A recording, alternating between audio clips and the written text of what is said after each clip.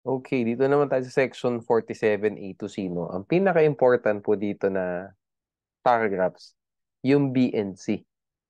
Pero ayoko na kayong i-memorize yan. Ayoko na para sa i-memorize nyo to at ang dami nyo na rin iniisip. You need to consider a lot of provisions.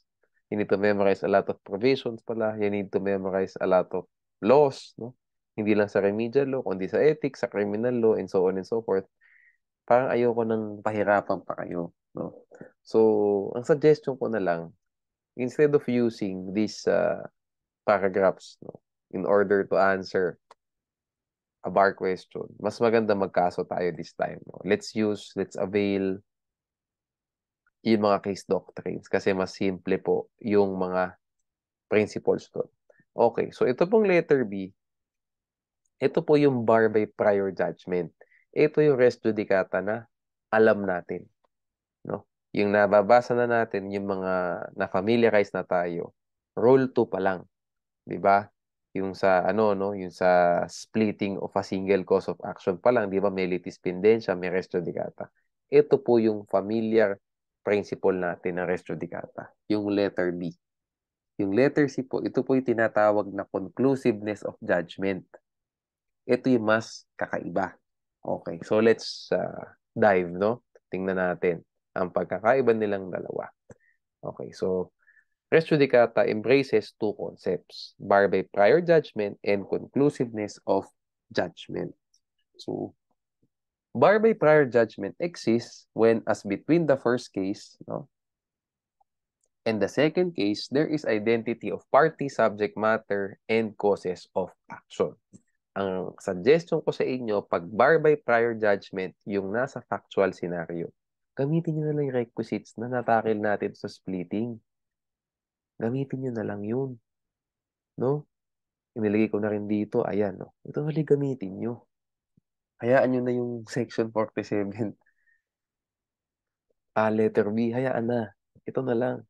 Pag bar by prior judgment, I'm assuming na bar by prior judgment yung sagot. The former judgment must be final on the merits, no?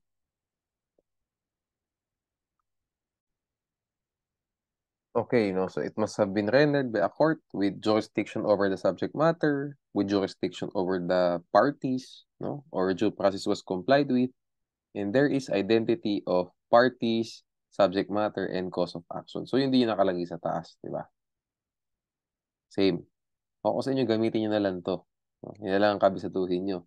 Kasi kung ang pinagkukumpara sa inyo, I mean, pag ang applicable na rule is rule 2, ito, pwede nang gamitin. Pag ang applicable rule is rule 47, pwede na rin itong gamitin.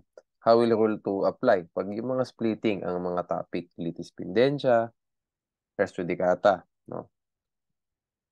Ganun na mag-a-apply to. Pag pinagko-compare sa inyo yung bar by prior judgment at saka conclusiveness of judgment, ito na lang din ang gamitin nyo. Okay. Now, what is conclusiveness of judgment? No? Of course, you cannot quote the requisites of res judicata. Wait. You cannot quote the requisites of bar by prior judgment since the requisites are inapplicable. But inapplicable kasi ang ang conclusiveness of judgment po, di ba? It finds application when a fact or question has been squarely put in issue, no? And adjudged in a former suit by a court of competent jurisdiction. So this principle only needs identity of parties and issues to apply. So hindi mo pwedeng gamitin yung requisites ng bar by prior judgment kasi tatlo yung identity niyan. Party, subject matter, cause of action, causes of action. Ang conclusiveness of judgment, dalawa lang. Identity of parties and issues lang. No? So hindi nga po subject matter eh. Issues lang. Di ba? Pwedeng iba yung subject matter para i-issue. Pwedeng iba yung causes of action para i-issue. No? So, ganun po mag-a-apply yung conclusiveness of judgment. No? Inulit ka po ulit dito. No? In short, pang back by prior judgment, party, subject matter, causes of action. Ang conclusiveness of judgment, no identity of causes of action. Meron lang parties and issues. Okay. Sige. So you cannot quote the requisites of Barbie prior judgment since the requisites are inapplicable. Instead, di ba? Isa nyo ang style dyan, isa nyo ang remedy dyan, isa nyo ang solution dyan. I-quote mo yung Rule 39 Section 47C in full kung kaya. Kung hindi kaya, if you find this hard, state that conclusiveness of judgment applies when there is identity of parties and identity of issues, but not causes of action. Ganyan lang kasimple. No? Kung kaya nyo yung Section 47C, go ahead dito. No? Galing kayo, kayang-kaya. Pag kaya yan, mahaba. Pero kaya, no?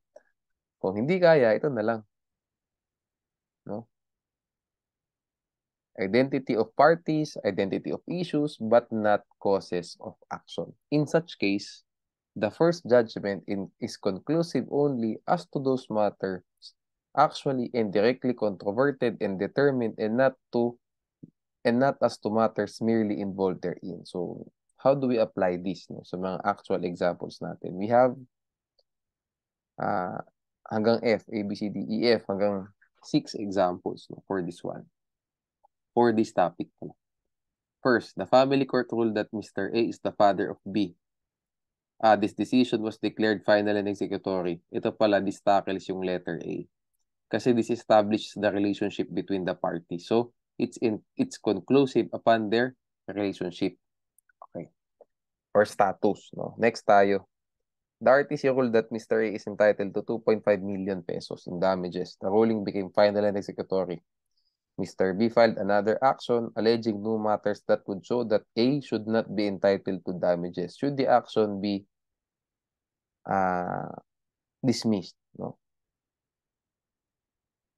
Yes, no? Kasi barred by prior judgment na. So if you will use the requisites ng barred by prior judgment, pasok lahat. May final judgment on the merits. Entitlement nga, di on the merits yan, di ba? O final and executory na. May jurisdiction ba over the subject matter? Yes. RTC, 2.5 million allowed, di ba? Yung jurisdiction over the person, we assume na meron. No? We assume na meron. Wala namang sinabing improper service of summons eh. And may identity ba ng parties? Yes, si A at saka si B. Di ba? May identity ba of subject matter? Yes. Kasi parehong about damages eh. And cause of action, the same thing. Di ba? What's the right violated? Yung damages nga na yun. Diba? Kung ano man yun. Okay? So, barred by prior judgment. So, hindi ka na pwedeng mag-raise ng another action now saying na hindi siya entitled kasi na tapos na nung previous action yan. Final and executory na. Next, no, the RTC ruled that A is entitled to 2.5 million in damages. Became final and executory. During the execution stage, Mr. A filed a motion for issuance of writ of execution, praying that the damages to be collected must be 3 million because the judgment failed to award attorney's fees. Hindi na rin pwede. Kasi barred by prior judgment na rin. Di ba? Na-settle na yan eh. Judgment on the merits, final, tapos jurisdiction over the subject matter, over the person of the defendant, may identity din. Okay? Same thing. Respondents filed another action for partition after there was final judgment on compromise rendered in a previous action for partition involving the same parties and property. Okay, ganito yan. May unang kaso, action for partition. Ngayon, nagkaroon ng compromise yung parties. Paano nilang ipaparty yung co-owned property nila? O, pinirmahan, nagkaroon ng compromise. Later on, nagkaroon ng judgment on the compromise. Ang gawa po niyan, after nyo mag-compromise agreement, ipinasa nyo sa court. Yung court ngayon nag-render ng judgment on the compromise. That judgment is considered as a final and executory judgment. Kung ano man yung pinag-usapan nyo, yun ang ma-execute. Okay. Later on, dito yung respondent sa kaso na to ng Cadrina versus Salamanca, nag-file ng another action for partition after there was judgment on compromise. O ngayon, pwede ba yun? No. Diba? Kasi meron na pong bar by prior judgment. Hindi lang po conclusiveness of judgment. Why? Pasok eh. May final judgment on the final judgment. Judgment on the compromise. all the merits, yes. Kasi andun na yung settle, ano nila agreement, di ba? Assuming may jurisdiction over the subject matter, saka person of the defendant, the identity of parties, sila-sila naman lahat same parties. Subject matter, pareho ba? Malamang, partition pareho di ba? And causes of action are the same. So, bar by prior judgment yan. Hindi lang po yung issue, pero yung kalahatan talaga. Kasi same yung subject matter at saka causes of action. Okay? Next tayo. No? A filed an action for a conveyance of real property against B. A prevailed in the action. Upon proving that B fraudulently obtained the title, it became final and executory. Later, B filed an action for damages because A allegedly stole the fruits of the planted trees in the real property. A, in his answer, contended that the action must be dismissed as it was already settled that he owns the real property. Should the action be dismissed? Yes. Di-dismiss yung kaso. What's your ground do? Bar by prior judgment or conclusiveness of judgment? Conclusiveness of judgment po tayo. Hindi siya bar by prior judgment kasi hindi po wala pong identity ng subject matter at saka ng causes of action. Ang subject matter po dun sa una, reconveyance. Sa pangalawa, damages. Secondly, ang cause of action ng una, kung ano may right violated, di ba? Sa property, with respect to the real property. Meanwhile, sa pangalawa, prutas di ba? Iba yung cause of action. So, hindi siya bar by prior judgment. However, conclusiveness of judgment applicable po. May identity of parties, yes, kasi magkalaban lang naman sa dalawang kaso, si A at saka si B. Ano yung issue na conclusive na between them? Sino may-ari ng property? Nasettle na sa reconveyance. So, do sa action for damages, conclusive na yun as to that issue. Na si A ang may-ari ng lupa. So, kung ano man yung prutas do sa lupa na yun, kanya na. No? O ano may prutas sa puno na nasa lupa na yun, kanya yun. Diba? So, conclusiveness of judgment po yan. Okay? Ligtas versus people. O, di ba? May kaso din. No? Okay, so, paano pag iniba naman natin? No? Instead na action for damages, gawin natin criminal action for theft. Meron bang conclusiveness of judgment pa din? Yes.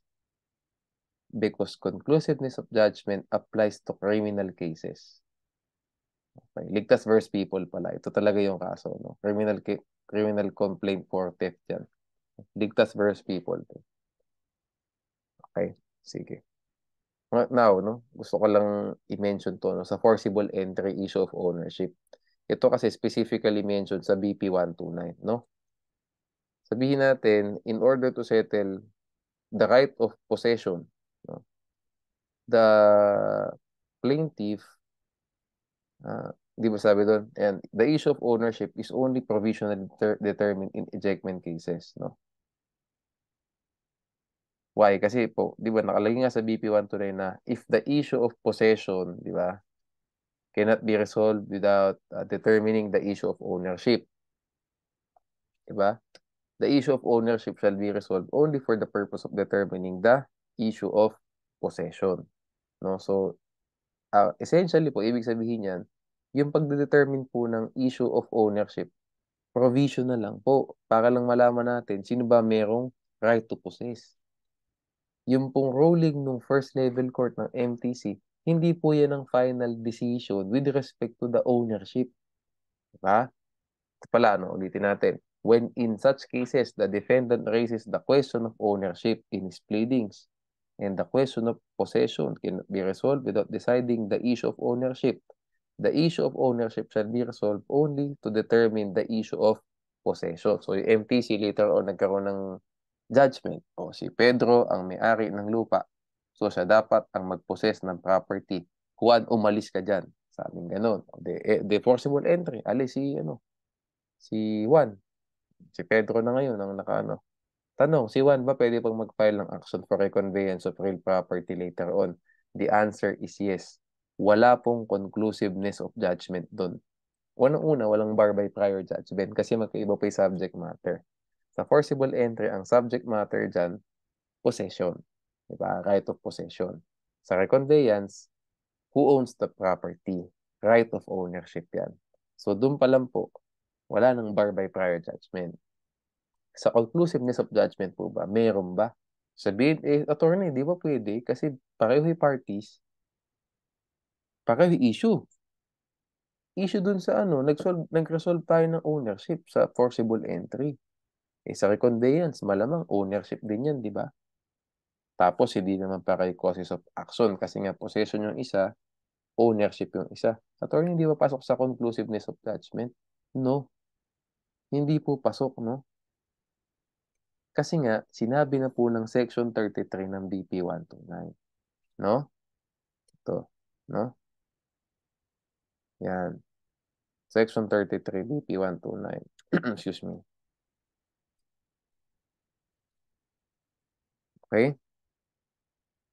The issue of ownership is only provisionally determined in ejectment cases. Okay?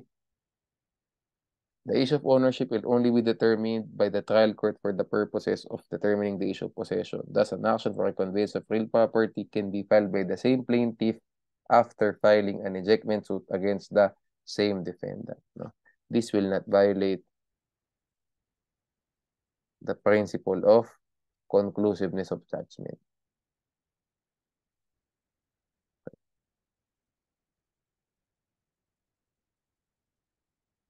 Mas maganda sa taas to. Ayan. Okay. Yun. Ayan.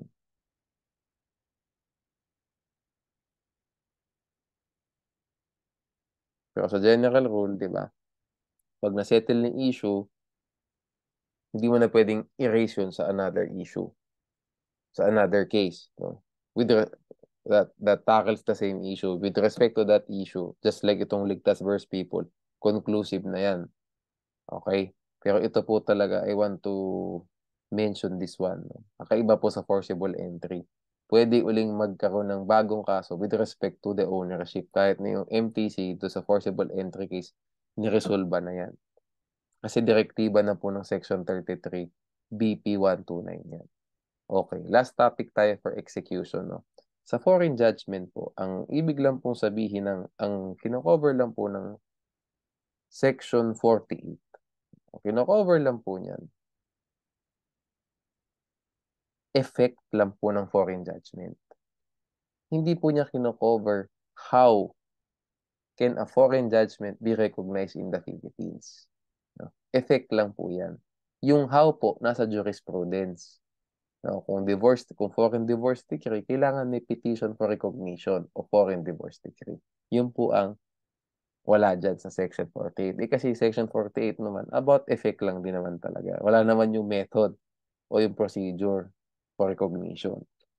Okay? So, ayan po, no? Foreign judgments are recognized in the Philippines by filing a petition for recognition or by raising the foreign judgment as a defense. Either way, nare-recognize po siya sa Philippines. Okay? Yung effect, in yung Section 48. Okay, so let's go to the effect, no? Eto, no? Mr. A German, got married to Miss B, a Filipino.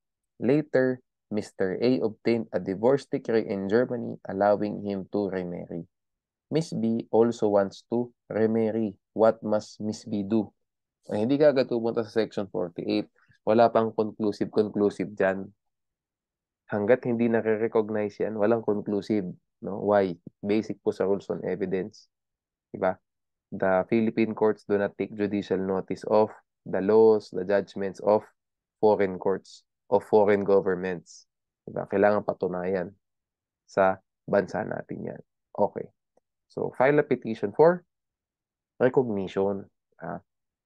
Once this is recognized, Section 48A will take effect, which is, in case of a judgment or final order upon a specific thing, what's the specific thing? The status of the parties. Na dati married, ngayon divorced na. Kasi si Mr. A, German, nakipag-divorce na sa Germany. Okay? So, yan.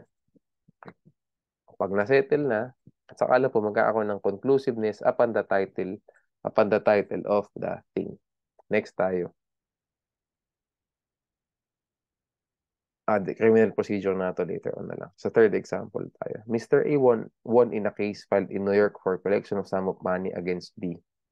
To execute the judgment, A found a personal property of B that is situated in the Philippines. So, hahatakin niya yung property sa Philippines, probably lupa. No? What must Mr. A do in order to levy the property in the Philippines? Hindi ka agad pupunta rito, magka-file ka ng motion sa court. Di ba? Doon ka nakakuha ng judgment, punta ka sa Philippines, so motion ka agad. Execute natin. Hindi pwede yun.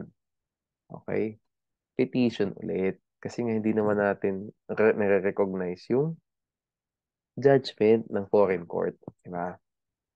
He must file a petition for recognition of the foreign judgment. Once the petition is granted, Section 48B will take effect.